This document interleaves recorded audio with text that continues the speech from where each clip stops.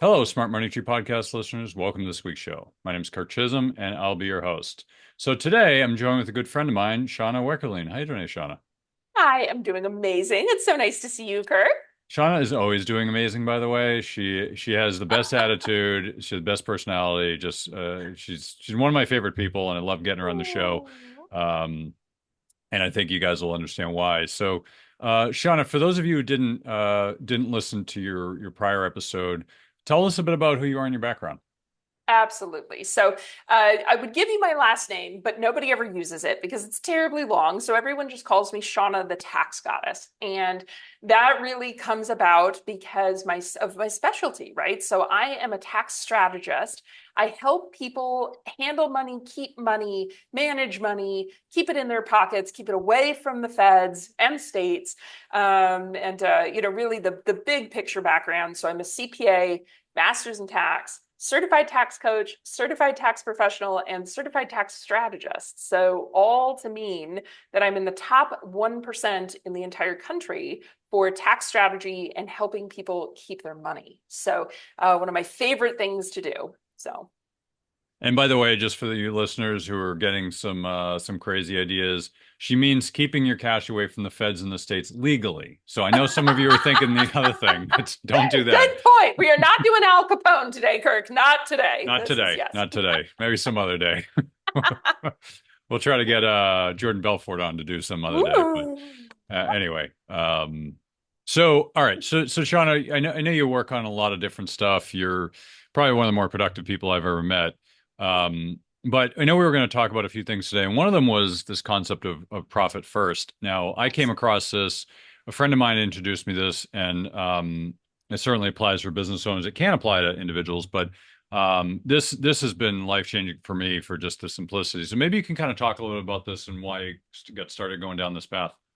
100%. And I'm smiling because it has been life changing for me too. And literally everyone that uses profit first accounting, whether it's business or personal, has said the same thing. I have not yet met somebody who didn't like profit first, and not necessarily for the systems, because I'll be honest with you. And you're right, Kirk.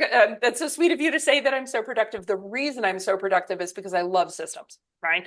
So profit first is great. For many people, systems can be scary and they can be overwhelming. And especially when you combine the thought of systems with your money, that topic just for many people just glazes them over. They would rather dig their head in the sand. They don't even want to look at that. They don't even want to think about it. And so, what I love about Profit First is effectively big picture of Profit First. If your business makes, let's say, $10,000 a month worth of revenue, okay, you decide ahead of time, and this is where the name comes in. You decide ahead of time how much profit you want out of your business. So if you decide that your blood, sweat, equity, and tears is worth at least 15%, right? You're not even going to do the business if you're not making at least 15%. Then you decide in Profit First that 15%, when that 10 grand hits your bank account, automatically 15% gets transferred to a separate bank account. Out of sight, out of mind. One of my favorite financial principles, right? If the money is sitting at a different bank in a savings account or whatever you're going to do with that cash, it's out of sight, out of mind, meaning that the remainder of the money that sits in your main checking account can be used to pay bills, right? So you're really running your company in this example off 85% of your gross rather than 100% of your gross. Now, the technical detail, and so this is where there's the book, if anybody wants to read it, it's Mike Michalowicz wrote the book Profit First. Okay. He has a very strict way of dealing with this concept.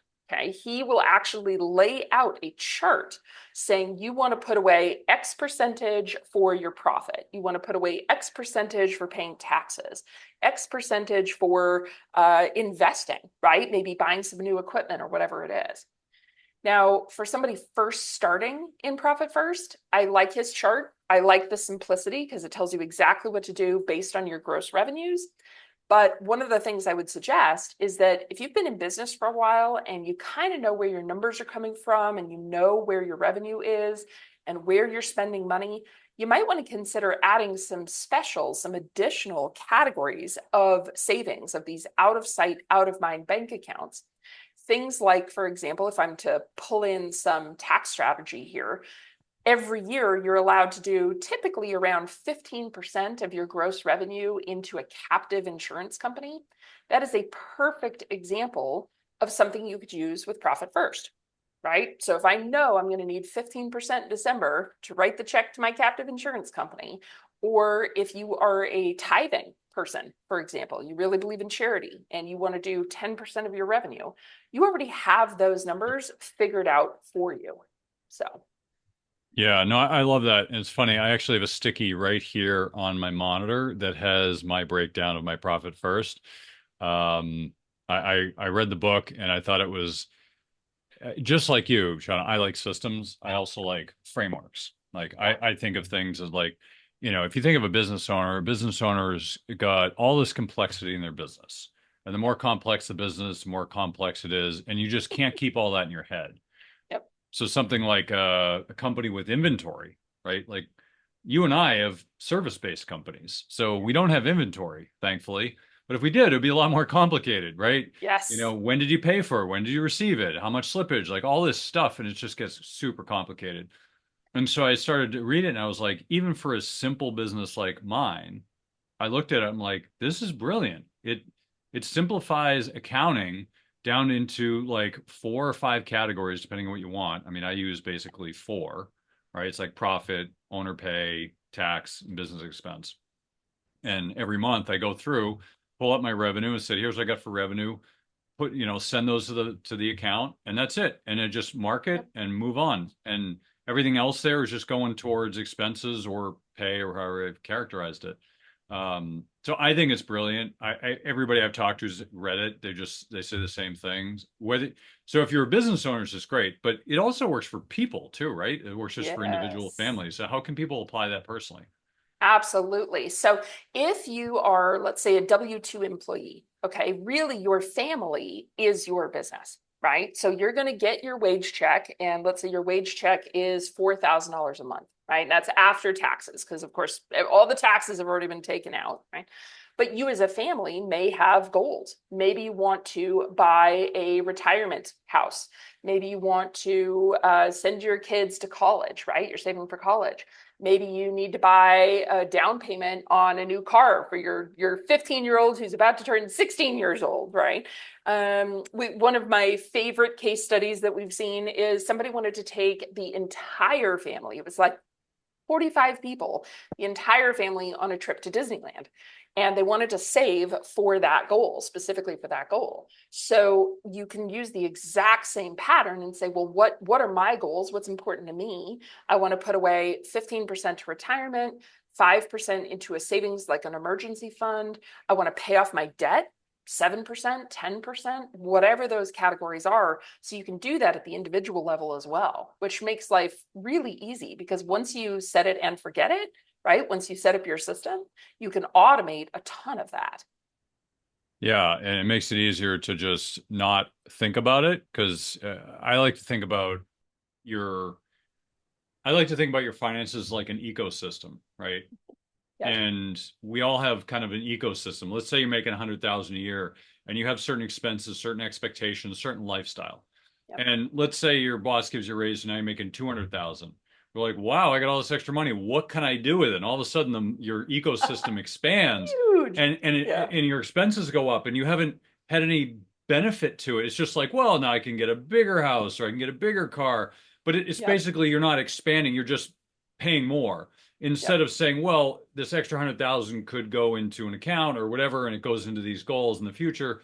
Yep. People just expand into it and they're like, I don't have any money. Like, where'd all the money go? Yep. It's And just even like, worse when you see them expand past it and get oh into yeah. debt because now they're trying to expand that lifestyle. If you can maintain at the $100,000 and use the additional $100,000 to buy a rental property, you can work yourself out of a job in a couple of years, right? Now you Yep. have 3 or 4 or 5 rental properties paying you passive income.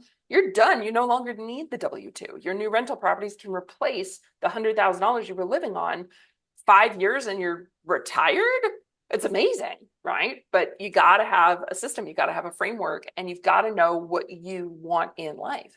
And that's where I think a lot of people kind of go into almost an analysis paralysis, right? Like, I know I should be saving for retirement, and I know I should be saving for these things, or I know I should pay off that debt.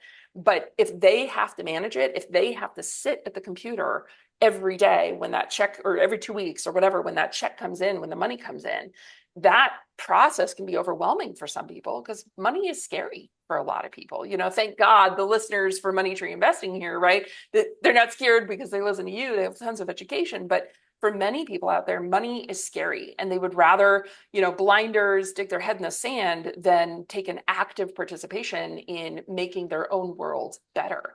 And I think that's really what I am just so passionate about from that standpoint. I know you are too, Kirk, right? Like, change the world through better education and better systems and processes to make money easy and easily understood. Yeah.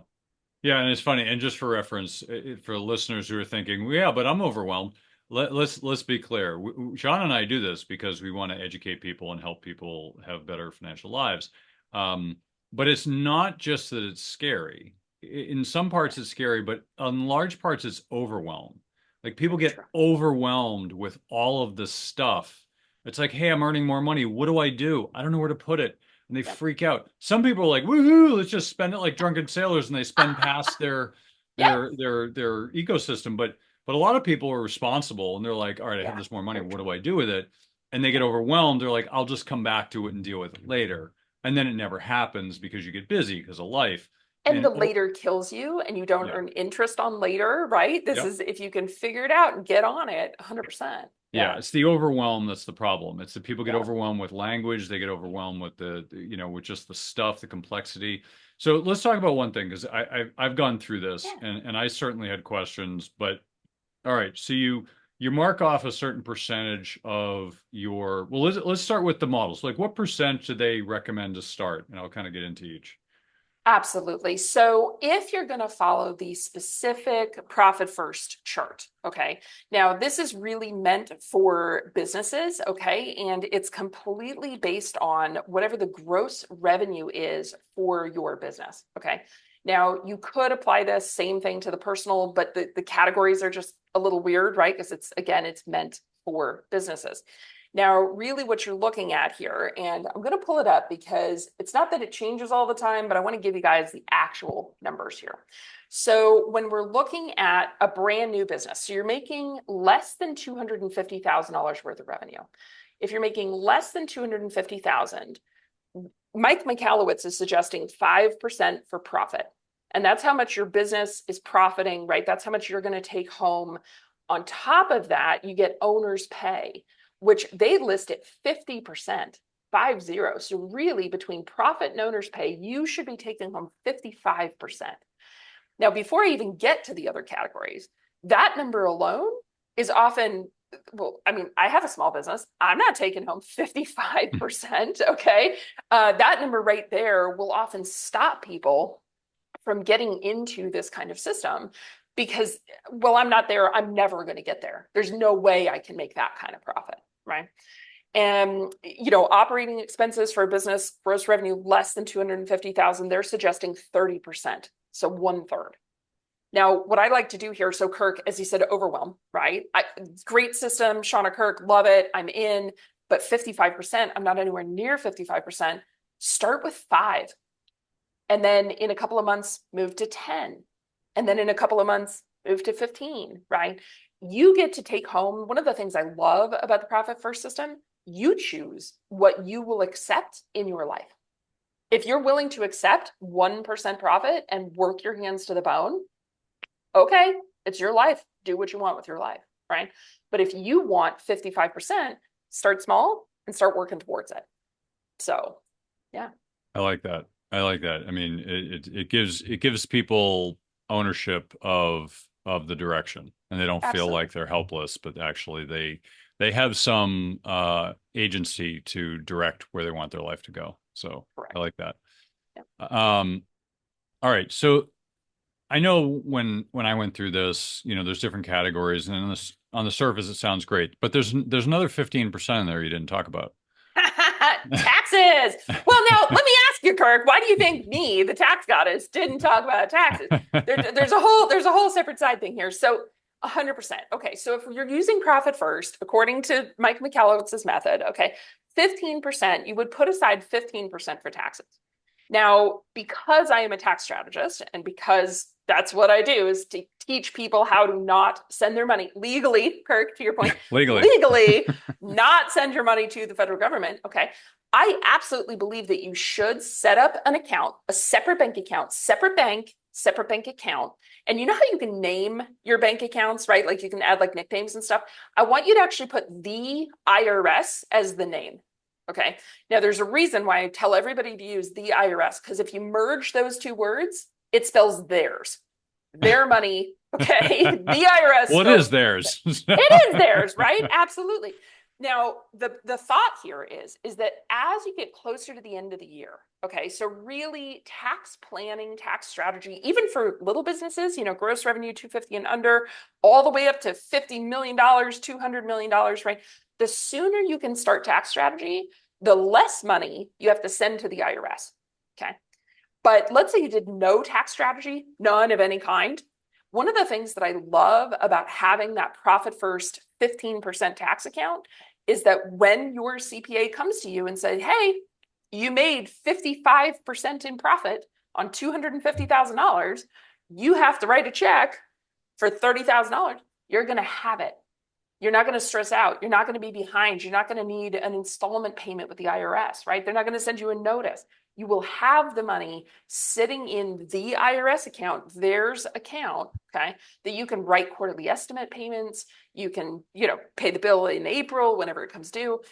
What I would suggest is a strategist, throwing in that little bit of strategy, look at strategies you can use that money for that will reduce the tax bill so you get to keep that money instead of handing it over to the government.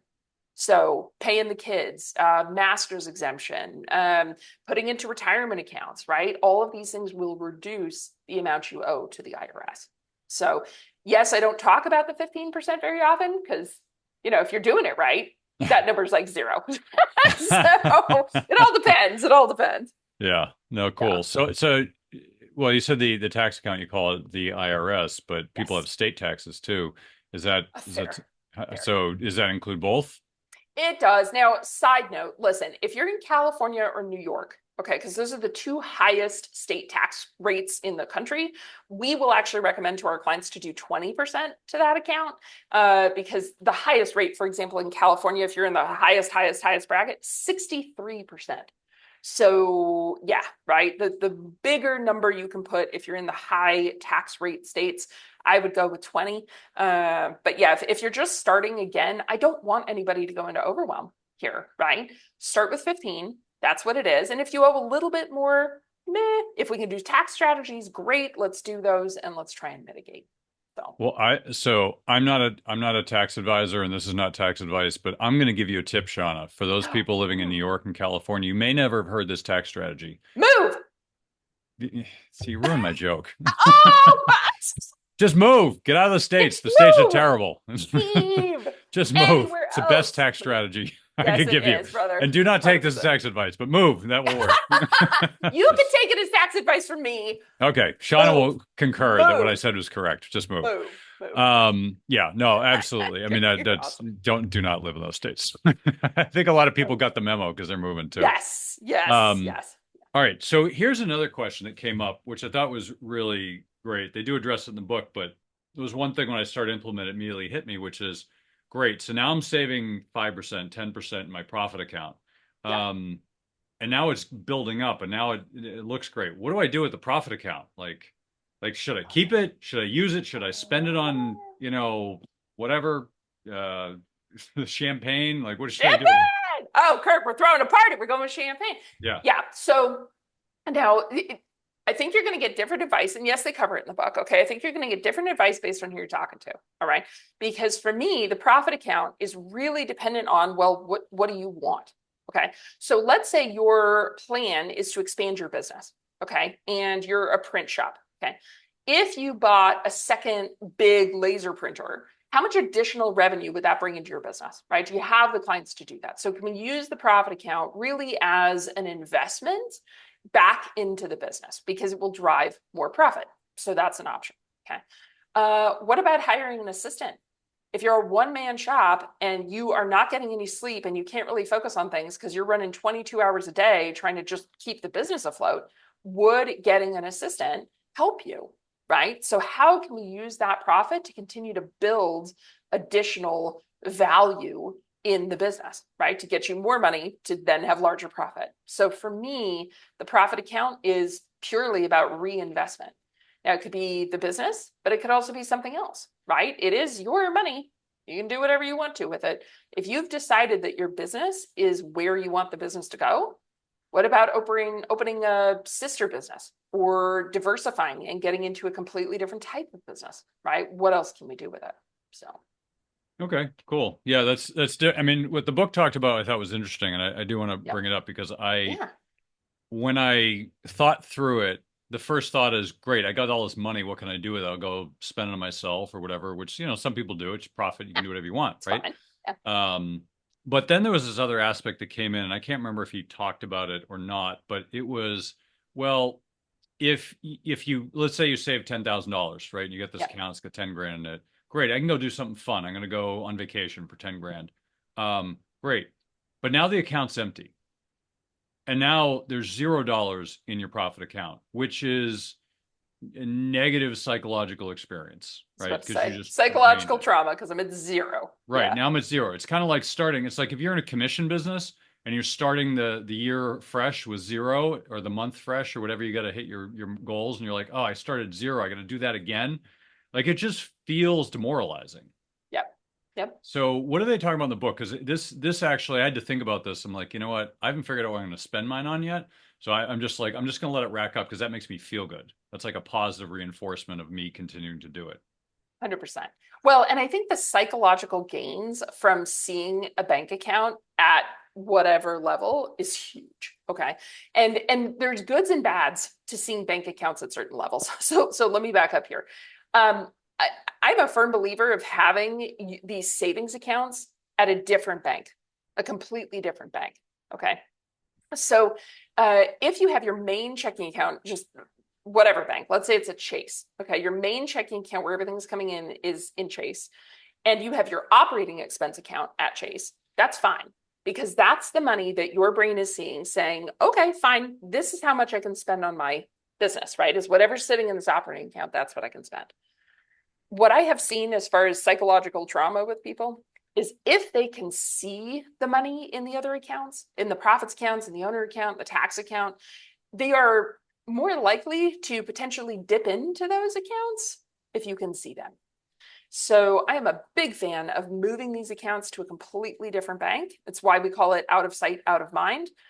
Separate bank, Wells Fargo, your credit union, whatever, E-Trade, Schwab, wherever it is that you are not looking at it every single day, because you'll get that dopamine hit when you log into the credit union bank account. You're like, oh my God, instead of 10,000, I have 50,000. That's awesome, right?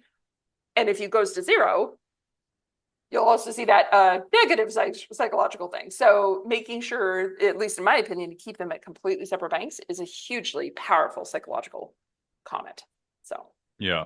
Yeah. I mean, and just to be clear, I mean, most of what we're talking about today are psychological.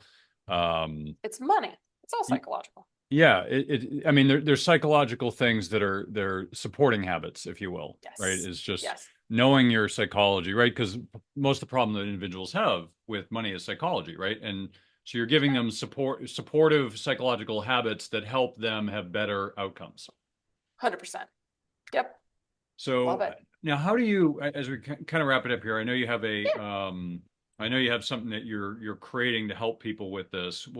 Tell us a little bit about that, Sean. Absolutely. Well, so the perfect hit there on the out of sight, out of mind. So we have an app. It's called Cash Goblin. Okay, and the little goblins, little magical goblins running around in the background, moving all your money for you. Okay, Cash Goblin is based on the profit first method. So very, very simple. And so earlier on, you were saying people in overwhelm. I don't know what to do. I don't know where to go. The goblins make it easy. Okay. You download the app, Cash Goblin, create a login, and basically it's run on two primary factors, right? So one of them is, what is the goal? I want to save for retirement. I want to save for Disneyland. I want my 15% tax account, whatever the goal is that you want. And the other side is the money manager, right? It's the little goblins in the background. So on the 15th and the 30th of each month, I want you to move 5% from my main checking account into my 15% tax account, whatever the goal is. Super simple, super user-friendly. It doesn't matter which bank you use, which is really important because in a lot of banks, right? So for example, if all of your accounts are sitting with Chase, you can do this inside Chase. You can set up all these automations in Chase. But if you have your main checking account at Chase and all your savings account over at Wells Fargo, the banks don't talk to each other. And Cash Goblin does. So at the moment, works with about 750 banks.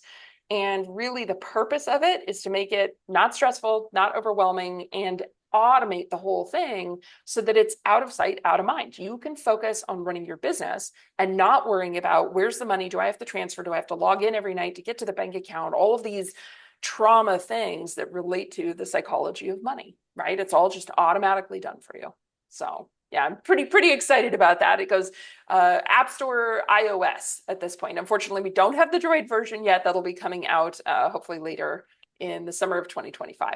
So nice, awesome. yeah, Well, yeah, I'm excited to see this, Shauna. I think the framework of using this is really important, and I yeah. appreciate you kind of sharing it with us on the show. I've started to use it. I think I mean, you and I are in finance, and we're dealing with numbers every day, but even with the complexity, like I can really appreciate the simplicity of this because I use this personally. It's just so much easier. I don't have to sit here and say, all right, what am I gonna do here? What am I gonna do here? And I have to spend a whole day looking at the numbers and like get it all like shoved into my head. I can look at this and be like 5%, 10%, 15%, done. Done. That's off. Now I Yeah. can focus on everything else with the business. I don't have to think about like, oh, how much I'm gonna have, like done. So Yep. I use this personally, even though my stuff's complex. There's a simplicity behind it. My partner and I use a different, similar methods, but different framework for like our other business. It's like, here's what we do. Here's the framework. And it's simple. It's like, okay, I can expect X because of Y. And it just makes everything run a lot more smooth. So, And simple and money are the best combination. Just yes. perfect combination because it's too stressful already, all the stuff we deal with. So thank you Yeah. so much, Kirk. I love it. Absolutely love that you find it simple. That makes me happy. So good. Yeah, it's great. So where can people find more about you, Shauna? I'm super easy to find, taxgoddess.com. And of course, if you want to learn more about Cash Goblin, you can go to cashgoblin.com. So all the fun bits. Nice. Awesome. Well, Shauna, once again, always appreciate you coming to the show. We'll definitely have you back on the future because there's always stuff to talk about. So, Love it. We got to save people money one way or the other. I'm in, Kirk. Let's go. all right. Sounds good. Talk soon. Hey, Doug, did you hear? We're giving away free money. Well, I'll tell you about it in a minute, but before I do, there's a saying in the mining community, well, precious metals mining, that is. The saying is that if you want the best deals, you have to be in the room. Now, you're probably thinking, what does it mean to be in the room? Well, I'll tell you. Being in the room means that you're on the short list of people who get invited to be a part of the best deals. These are the deals that most investors will never have access to. You mean like IPOs? Nope, IPOs are chump change. Those are for retail investors, small potatoes. That's nothing compared to these deals. These deals would have you salivating to get access to them. Once you know they exist, you will never look at investing the same way again. I almost don't want to even tell you that they exist because it will ruin your thinking of how the investing world really works. Now, you might be excited that these deals exist, but you only have access to the deals if you're an insider, or in the room as they call it. Now, as loyal listeners to the show, I'm going to give you a chance to be in the room. Money Tree Investing Podcast has created the Insiders Club. This is a community of our show's members who are loyal listeners of the show and want to get more out of their investing experience. Being a part of the Insiders Club gives you insider status for upcoming events and webinars, discounts, free stuff and books, and influence on the future direction of the show. This is a great opportunity to join us as we expand our content and services. Oh, and did I mention free money? Yes, in the next few weeks, I'll be giving away free money to our members of the Insiders Club as my appreciation for listening to the show. Now, there's no cost to join the Insiders Club. Just go to moneytreepodcast.com/free money today to join the community. That's www.moneytreepodcast.com/free money. I hope to see you in the room.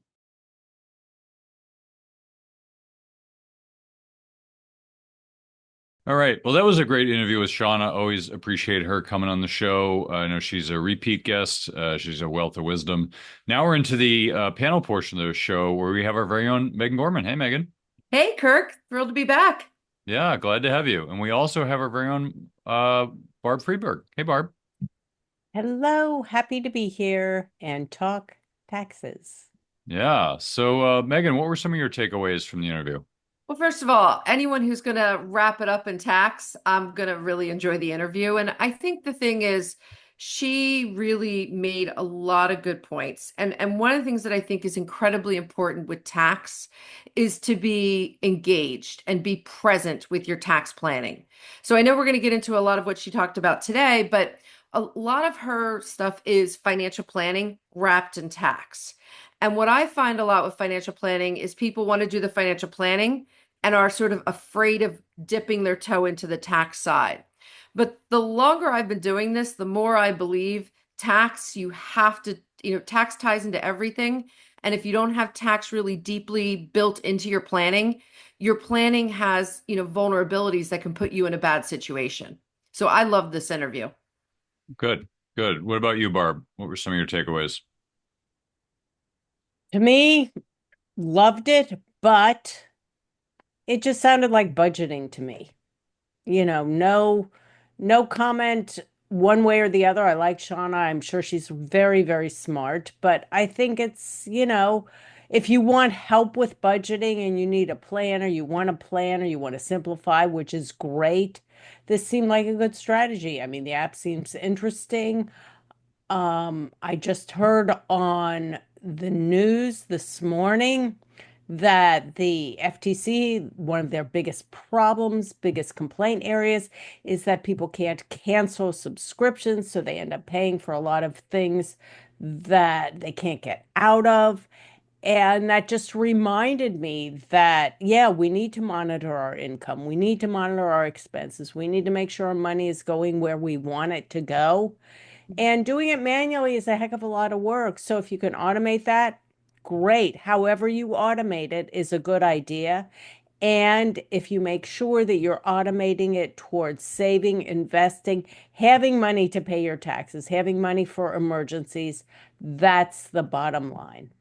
Barb, I get why you say that about budgeting. It's interesting. I just did a speaking engagement in regards to financial literacy. And one of the things I found in doing my research was there's financial literacy and then there's tax literacy. And the Tax Foundation had recently done a survey that said 61% of all Americans don't understand the tax code and don't understand basic concepts like deductions versus credit, a graduated tax bracket.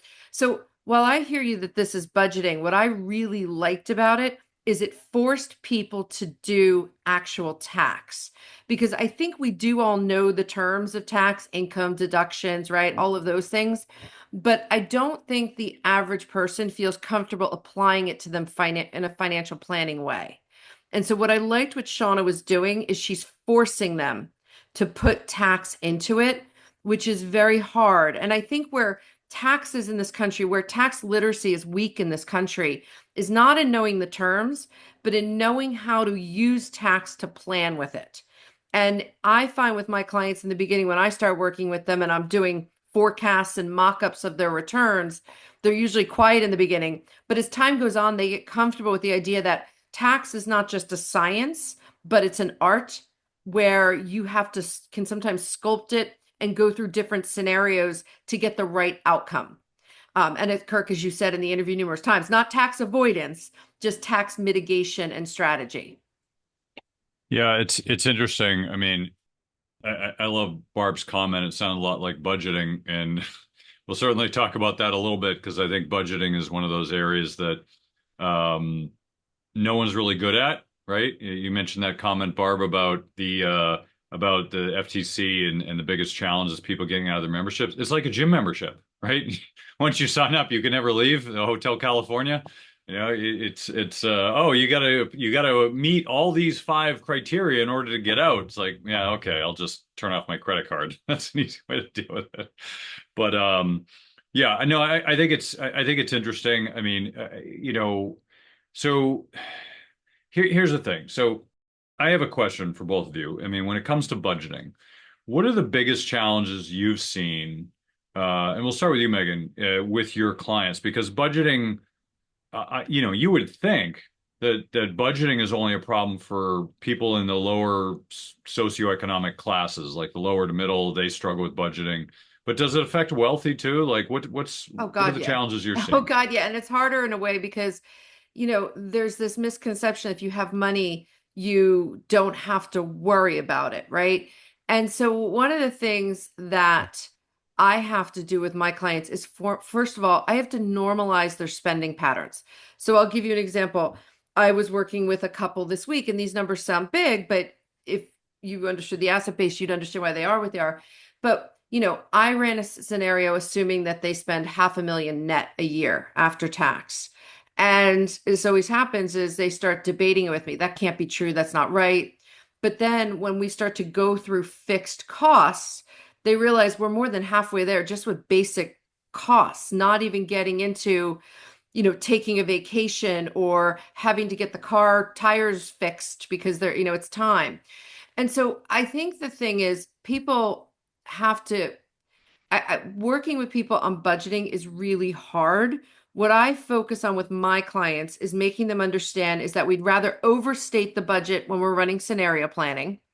And that we really need to make sure we have a firm handle on the fixed costs every year. The more we do a good job on an annual basis, looking ahead, like in December, looking to the year ahead of what are the big ticket items we're expecting this year. Some years it's buying a car, some years it's taking people on vacation, some years it's funding education. And the idea that number is going to always be there, but it's going to rotate.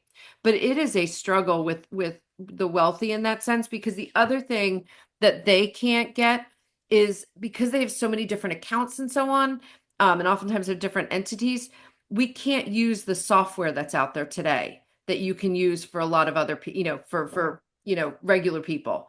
And we have to really, if we really want to dive deep, we end up having to hire bookkeeping to try to figure it out. So I know that's not a great answer, but it's a struggle at that wealth level. Barb, what about you? I mean, we're looking at what have you seen? I mean, I'm not sure if you fall in the ultra high net worth category, but what have you seen for people in the other economic classes that they struggle with?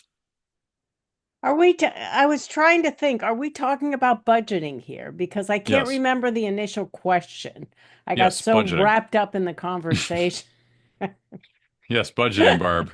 The most exciting topic on the planet, budgeting. It is. And one thing that the guest said that I totally abide by and is also supported by the well-known Jane Bryant Quinn, who wrote about this in a book decades ago, that the absolute best way to budget is out of sight, out of mind.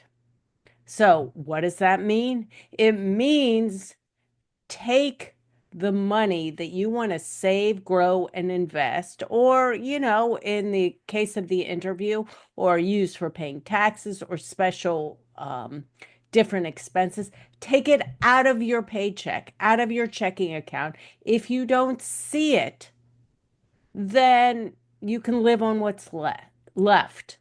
And to me, that is the most absolute simplest way to budget. So, for example, your 401k, you have that money deducted automatically. If you have an investment account, have another chunk put there. If you're going to expect to pay taxes, or need an emergency fund. We just had to replace our HVAC system. Let me tell you, 5 figures. was not looking to pay for that this year. But if you have an emergency fund, take out X amount of dollars per paycheck to go into that. Then whatever you have left, spend. Easy peasy.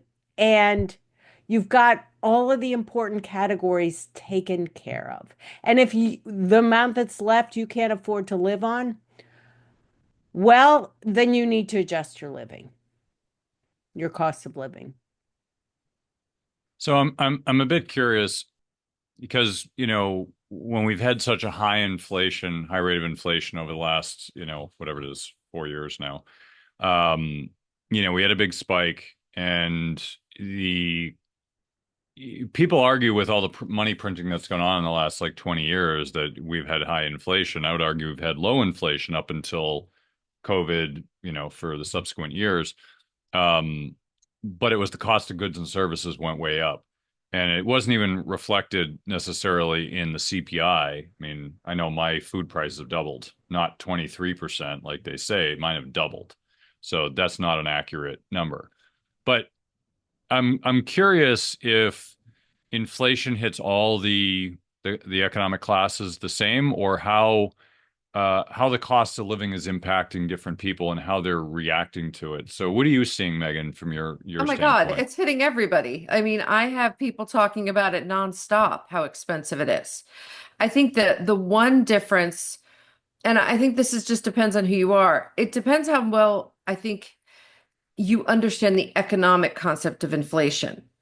I think with a lot of my clients, they understand that with the exception of things like used cars, this is potentially the new baseline of what we're building off of, and that it's just going to get higher from there. And partly it's because we talk about inflation all the time. I think that, politicians on both sides don't do people favors by sort of implying that inflation can be fixed. Inflation can be tamed, but, we're not going to go back to 2019 prices anytime soon. And it's a misconception.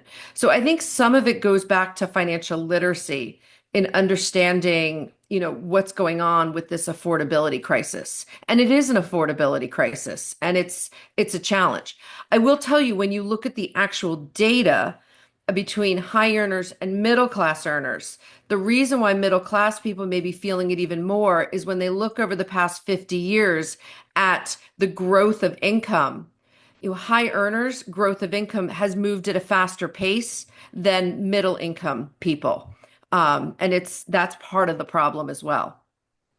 Yeah, it's actually a good point, Megan, is how different economic classes of people are getting impacted in terms of the acceleration. Like buying Lamborghinis versus buying an Apple at the store. Like the rate of inflation for each and how they're impacting people and their decisions. It gets down to what's happening to the middle class.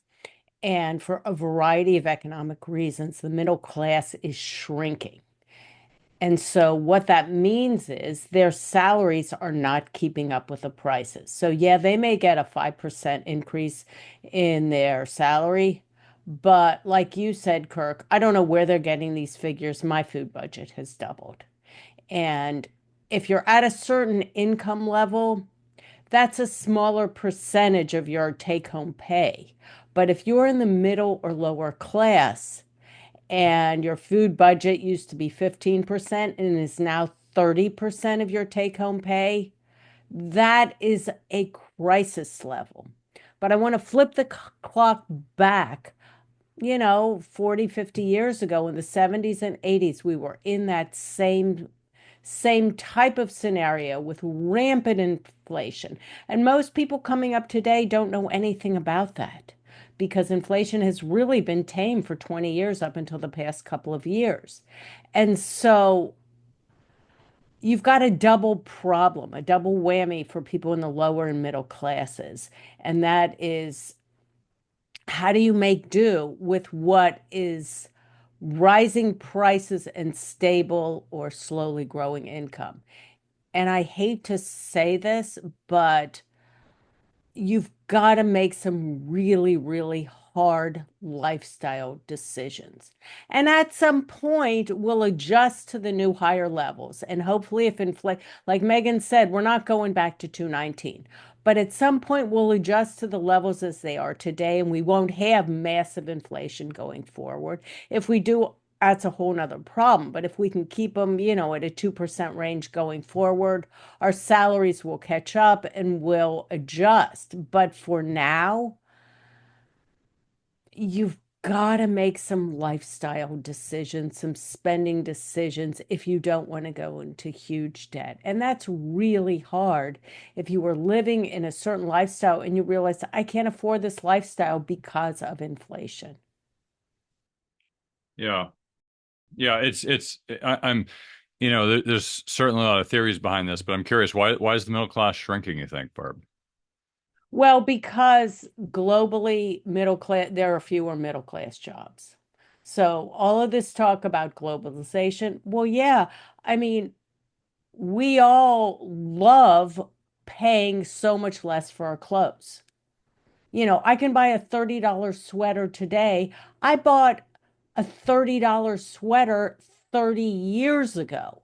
So literally clothing prices, tech prices, a lot of things have really gone down. And that is because we've got a more global economy today.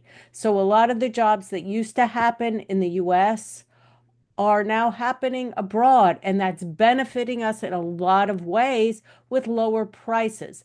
But the cost of that is there are fewer jobs, there's fewer factory jobs, which were great middle income jobs. Those jobs are gone. I don't care what any presidential candidate says they're going to do, they're not coming back. And so, just like people have to adjust their spending and saving, they have to, our country has fundamentally changed. Most of the jobs today were not even here 30 years ago. So we have to retool and reconfigure our working class so that we can, unfortunately, many jobs don't involve college, but getting a tech degree or something like that so that a former, you know, factory worker who could make $40 an hour, well, he can't go and work at McDonald's for $15 an hour and keep the same lifestyle up. But could he retrain in a tech type of job to replace that salary? Yeah. So we're kind of, the reason that we're at this point, or one of the reasons, is we're at an inflection point within our entire economy. It's funny, Barb, because I was writing my book, like the conclusion I ended up coming to was we still have an American dream. It's just harder to reach because the institutions have not been as nimble. And I think the other thing to keep in mind, Kirk, is in a lot of ways, the middle class has not fully recovered from the '02 crisis and the 2008 crisis. And what happened in those two economic crises, very different, but really just sort of really decimated people's finances. They weren't able to rebound as quickly. And if you look at the price of houses in the United States versus the cost to build them over the course of US history, they used to be tied together. And in the past 25 years, what you see is home prices shooting up way more than the cost to build homes. And these are the things that over time erode the middle class here. So, look, not to get political, but, when you hear these things that these candidates are out there saying, you actually have to think about in those implementations, are they going to actually help people reclaim where they were? Or are they just giveaways that's going to spend more money and impact the deficit? It's really, really tough right now to try to solve these problems. And I'll be honest with you, there's not a way to cut the American budget fiscally. It's very, very, very difficult. It's interesting. I was thinking about this as you both were saying, and I always thought about like the middle class as this static thing, right? It's like you're saying, like the cost of housing. You've got, let's say a manufacturing job, you're making cars, like, whatever it was, like you have these typical historically normal middle class jobs. And I was thinking about this because I know with, my kids go to school and they've got financial aid, and some of these places are giving financial aid for like up to like $300,000 in income. And when I started to think about it, I was like, well, if you think about it, really the only thing that shifted is middle class has shifted up in the amounts, but everyone else has stayed the same. So you got this, let's call this bell curve of people, and the middle class are people in the middle. Well, the people have stayed the same, but middle class has just shifted higher, so you have fewer people. So it's the goalposts that have moved, but the people haven't. And so it just kind of makes me wonder, like middle class job, like if you're making $300,000, you're in the middle class. Well, that was rich years ago, like 300,000, woohoo! But now That's it's paycheck to paycheck in New York City, San right. Francisco, LA. It's a challenge. No, I mean, look, Pew Research has done a lot of good studies on this, on the erosion middle class, but this has been going on since 1970. It's just accelerated over the last 15 years. And look, people give a hard time to government programs, but the truth is, well, but for the Homestead Act of 1862, we never would have had this run up to create a middle class. And so this divisiveness, and by the way, when you look at the importance of the middle class, it means you have a more politically stable, happier constituency. So the middle class to me is also about values and culture of a country. And so the erosion of that you're seeing even in this presidential election. Well, yeah, and we've seen it certainly in history in other countries too, right? When you have the middle class that disappears, you have the rich and the poor. There's a lot more divisiveness, and you tend to get the populism and all the stuff that rises up because people are unhappy, right? And I've always said like you're never going to have a revolt in this country as long as people have their two and a half kids, their white picket fence, two-car garage, like as long as they have the quote unquote American dream, you're never going to have people like revolt against the government. But if they don't have that, if they don't have access to it, people get, upset and they have nothing to live for. And they don't mind revolting. They don't mind uprising and doing all this stuff. I mean, you see these countries, it was what, the Arab Springs when people couldn't feed themselves, and this guy lit himself on fire because he couldn't feed him. Like that's crazy when you think about it. But when you have nothing, you have nothing to lose. And so I, I think a lot, obviously, I've talked to a few people about this, and everyone kind of resorts to political finger pointing. But at the end of the day, like most of our problems always come down to economics. Like if you really take the base case of most problems we have in this country, it stems from economics, right? Like why are poor people having such a hard time? Why are they, not the right percentage in college? Like all these different things. It's like economics. Like it's silly, but if you really it's not everything obviously, but economics underpins a lot of things, and I don't know how you fix this, but anyway. Talking about budgeting, not talking about political. Go ahead, Barb. Looked like you want to say something. Yeah, and you just hit on another thing, which is the cost of college has exponentially grown more quickly than the rate of inflation and the rate of income. And so what happens is people are taking on debt to go to college. When I went to college back in the dark ages, you didn't really think of taking on debt to go to college. You worked, and you worked while you were in school, and you paid for the, couple $1,000s a quarter if you went to a state school like I did. Um, and you worked and you paid for the tuition, and you lived with 20 other kids, or you lived in a crappy house, or you lived with your parents, and you got through college, and your college degree meant something. Not so today. It's the norm to take out loans. And so I think this gets back to what I was saying before, which is we have to reimagine our society as what it is today, not what it used to be, because it's not going back to that. College is not, I mean, when my daughter went to college, she graduated in 2011. Her tuition was $40,000 a year at a private school. She got a $10,000 a year scholarship. Okay. So that knocks it down to $30,000 a year. Today, they're talking about private schools costing $80,000, $90,000 a year. That's only like 13 years ago. The costs have doubled. I mean, who can pay for that?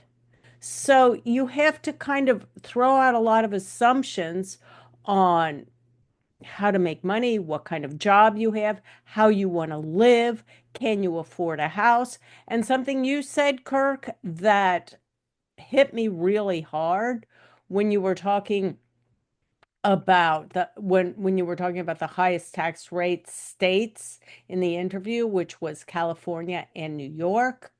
Move. That's a legitimate option. And that's exactly what my husband and I did when our daughter was born. We were living in California and we're like, this is way too expensive. So he took a job in Ohio. And you may think Ohio is the bottom of nowhere. I happen to have grown up there and I disagree. But raising our daughter there enabled us to have a lifestyle that we could afford that we could never have had in California. Yeah, I think it's interesting because, I've seen these trends in my life, and we're seeing one now, which is states don't have enough money, so they're just taxing people into prosperity, which never works. And all it does is cause people to move. I remember Maryland maybe 15 years ago instituted the millionaires tax. Well, they lost 85% of their millionaires. So they had to repeal it because everybody left. And that's one of the nice parts about our country is that, you go to other countries, you can't, I mean, maybe in Europe you can, but you go to other countries, you can't necessarily easily move if you don't like the tax regimen or where you live. But in the US, you can. You just move to a different state. Like you don't like California or Maine or New York's taxes, move to a cheaper state. Like I'm in Mass, I don't like it, I can move to New Hampshire. There's a lot of people moving to New Hampshire, and Mass isn't even high compared to other states. It's high maybe historically, but not compared to other states. I mean, you got some like, was it California 10? Like, is there something that's above 10? I mean, it's crazy. You're in double digits for state taxes. And, so I think the challenge is 13.3. 13. 13.3 is Okay, our sorry, I tax didn't brackets. want to. I That's want to our give them their highest. credit. And Got to give Jersey's credit. worse. What's Jersey? Jersey jumps to 11.96, and then I think there's a weird 15% tax at the very, very top. Yeah, it's not uncommon. Yeah, so I mean, if you look at that, it kind of gives you pause, and then you get places like Puerto Rico where it's tax free, federal, and there's no state, but it's basically tax free. So you get this movement which allows people to move, and it's tough because you got to uproot your family, you got to move, but at the end of the day, what's more important? Is it important for your kids to keep their friends, or is it important to be able to put food on the table and not go into debt and overpay for college and all the other things you have to do? I don't know. I mean, there's no right or wrong answer. It's something everybody has to decide for themselves. Um, but economics underpins everything. I mean, I could see the houses around here. Like everything's like $1 million house around here. Go to New Hampshire, you could find houses for like under 500,000, 400, 300,000 quite easily. And it's like an hour drive. In some places, like California, an hour, that's like work. Going driving to work, that's like hour and a half to get to work, just sitting in traffic. I could just, and I'm not saying it's a good thing, but the point is you can make these decisions, and I think it's important for people to realize that they have agency to make these decisions. You're not stuck. You don't have to live in a single place. You can move. Um, if a state gets too grabby, like California is getting too handsy with people's money, I'd be out of there in a flat second. You can move next door and it's tax free to the next state. Maybe you don't want to do that, but it's an option. So I know a few people have done that. Anyway, we're going to wrap it up here in this time. Go ahead, Barb. I keep thinking about Michigan, Michigan, Michigan, because when Detroit had a really, really tough time over the past few years, it's kind of rebounding now. And even today in Michigan, you can get incredible houses. For $100,000, you can get a house in Michigan. Okay, you may think, well, I don't want to live in Michigan. Well, maybe you do for 10 years if you can buy, 5 rental properties and earn a steady income with or without another job. that is something to consider if you want to become financially comfortable. So, real estate is a super great way to build wealth. Not so much in California. But look at Michigan, look at Ohio, look at some of the other places where you can actually buy real estate, rent it out, and you're either supplementing your income to heck, today you can work remotely from so many places that you can have a decent salary and invest in real estate. And you're all of a sudden you're going from paycheck to paycheck to actually having a surplus, owning property, and becoming wealthy over the long term. So, I'm Barbara Friedberg. You can find me at Barbara Friedberg Personal Finance or on my YouTube channel with videos to help you better manage your money, invest, and become financially smart. See you next time. Great. Thanks for coming on, Barb. And Megan, final thoughts from you. Gosh, we talked about so much today. So I think just to finish up my thoughts on what we were talking about, and Barb touched on this, I think we always need to be focused on what a lot of economists call the net worth premium and how all of our financial decisions sort of factor in if we're able to build net worth or not. And so, again, going back to with this guest today, I think it's really great to be very present in the moment with your tax planning. So I'm Megan Gorman. You can find me at allthepresidentsmoney.com, where you can buy a copy of my book, allthepresidentsmoney.com. Kirk, thanks for having me on. Yeah, thanks for coming on, Megan. That's the show for this week. Thank you again for joining us on Money Tree Investing Podcast. My name's Kirk Chisholm, wealth manager of Innovative Advisor Group. We don't just manage your wealth, we make your life better. You can find more about me at innovativewealth.com. And of course, you can find me every week here on this show. You can also check out our show at Money Tree Investing Podcast. On our website, you'll have access to the show notes, resources, and the archive shows. Please remember to subscribe on our YouTube channel for immediate access to the new shows when they're released. When you subscribe to the show, it allows us to get access to some of the top minds of investing in personal finance. While you're here, please leave a comment and question if you want us to address it on the show. Have a great week ahead, and remember, no one will care about your money like you do, so invest in your life.